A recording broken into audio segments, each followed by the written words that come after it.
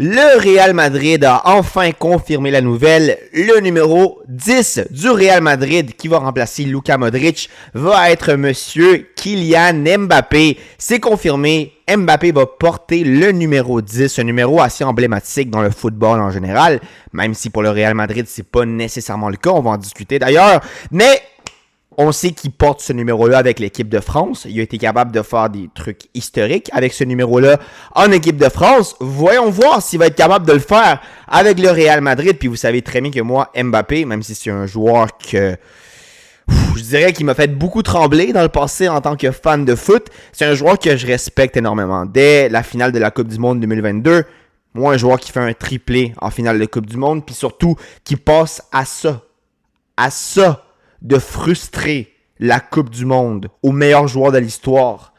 Moi, ça vaut mon respect. Vous savez, depuis ce jour-là, je me suis dit à moi-même que plus jamais je vais douter ce joueur. Puis j'ai un petit faible pour Mbappé en termes de jeu parce que moi, j'adore beaucoup les joueurs qui sont techniques. J'adore les joueurs aussi qui sont assez focalisés sur leur jeu. Puis, en tout cas, Mbappé, respect pour lui. Je lui souhaite le meilleur avec ce nouveau numéro.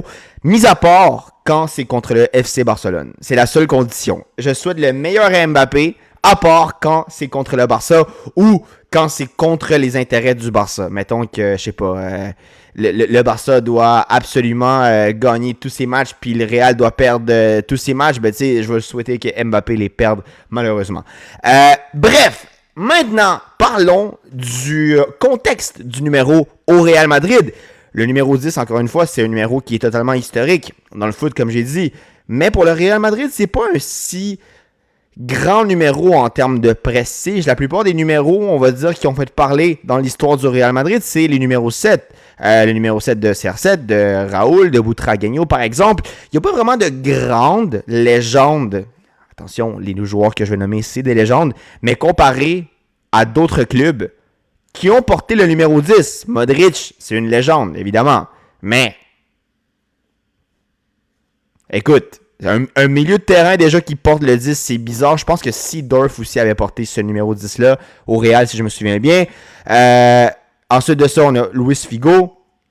Hey, c'est des légendes, mais c'est pas des légendes comme CR7, comme Raúl. Ils n'ont pas eu la même influence que ces deux joueurs-là ont eu pour le Real. C'est ça que je veux dire. Sinon, rapidement, Puskás aussi avait eu le numéro 10. Puskás, il n'y en a pas beaucoup qui ont entendu parler de lui, à moins que ce soit par FC25, FC26.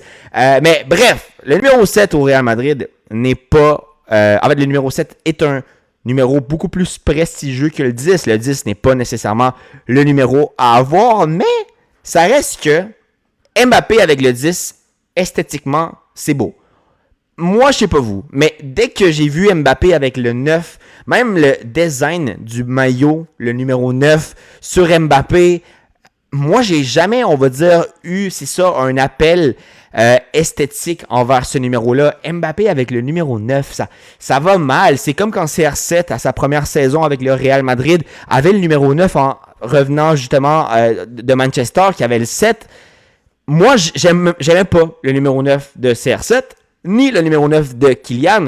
Et contrairement à CR7, Mbappé a dû porter le numéro 10 parce qu'évidemment, Vinicius, avec tout ce qu'il a réussi avec le club, va garder le numéro 7. Mais ça reste que un 10, c'est mieux qu'un 9 pour moi en termes de numéro.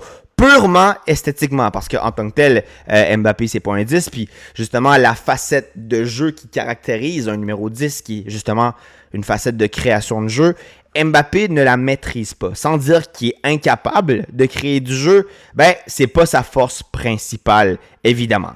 Maintenant, on va transitionner ça à un autre sujet. Et c'est le sujet de Lamine Yamal. Officiellement, pour le prochain Classico, la tête d'affiche qu'on va avoir, ça va être Mbappé avec le numéro 10 et Lamine Yamal avec le numéro 10. Comme je l'ai dit dans ma vidéo précédente, moi, Lamine avec le 10, ouf, vous savez très bien que dès que j'ai vu le numéro sur son dos, moi, ça m'a fait des frissons.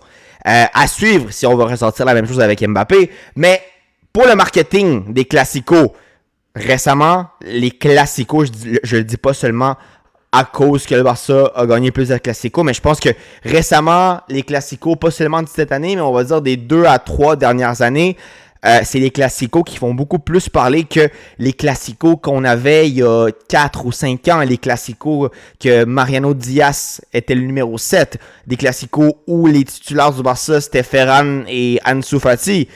Bref, les classicos, je pense qu'aujourd'hui, en termes de niveau, en termes de narrative footballistique, sont revenus à un état de spectacle assez bien.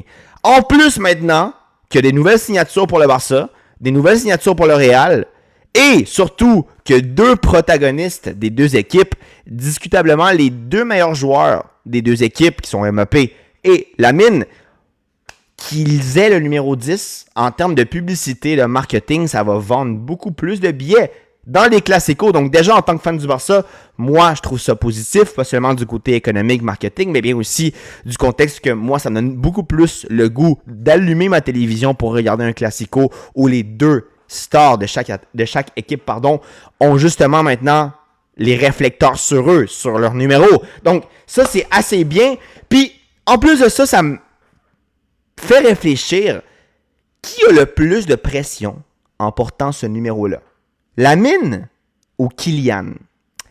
Par la raison que j'ai dit antérieurement, que la plupart des numéros 10 du Real Madrid, sans dire que ce n'est pas des légendes parce qu'il y a beaucoup de 10 qui sont des légendes au Real, ben, ce numéro-là est moins prestigieux que le numéro 7 et surtout moins prestigieux que le numéro 10 du FC Barcelone. Maradona, Ronaldinho, Romario, Rivaldo, le GOAT. Vous savez très bien que ce numéro-là, au FC Barcelone, moi je pense que même il devrait être banni. Parce que oui, Lamine avec le numéro 10, c'est cool à voir, tout ce que tu veux.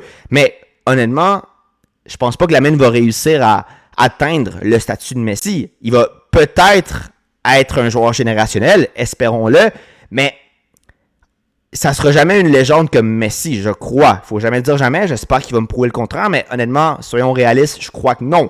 Mais ce que je veux dire, c'est que Lamine a plus à prouver avec le numéro 10 que Mbappé. Déjà, en termes de carrière, Mbappé a déjà plus prouvé que Lamine Yamal. Même si Lamine Yamal, à l'âge qu'il a présentement, c'est-à-dire 17-18, bon, à 18 ans, Mbappé avait sa Coupe du Monde, mais vous savez ce que je veux dire, tu sais, avec la jeunesse de sa carrière, Lamine peut être très content de ce qu'il a accompli. Mais tu sais, Mbappé, il a maintenant 27 ans, je crois. Il a beaucoup plus de vitrines que Lamine Yamal, beaucoup plus de titres individuels que Lamine Yamal. Donc, Mbappé, moi, je pense qu'il a déjà prouvé dans sa carrière. Lamine, encore une fois, il fait une saison et demie excellente, différentielle, et il démontre qu'il est capable d'être le meilleur joueur du monde à sa position. Mais, à suivre, si Lamine va se maintenir avec tout ce blablabla, ce que je veux dire, c'est que moi, je crois que Lamine Yamal a beaucoup plus à prouver en étant le 10 du Barça que Mbappé en étant le numéro 10 du Real Madrid à cause de sa jeunesse de carrière et aussi à cause du prestige relié à ce numéro sur ton dos en étant joueur du Barça versus en étant joueur du Real Madrid. Donc, on a nos deux prochains numéros 10 dans les classicos. J'ai très très hâte encore une fois de voir le premier classico. On sait très bien que la saison dernière, le Barça, en honneur des surnoms donnés aux fans du Real Madrid, les Blancos, ont fait une saison blanche en termes de classico. À suivre, si ça va se poursuivre cette saison, avec ces deux nouvelles, avec cette nouvelle-là de Mbappé plus récente, puis celle de Lamine il y a quelques semaines maintenant, moi je crois que c'est certainement quelque chose qui va être positif pour encore rajouter une touche de piquant dans les prochains classicos. Un gros shout-out à ceux qui ont vu ce débrief. On se voit demain pour un prochain, mais si c'est pas demain, ça va être une prochaine fois. À plus.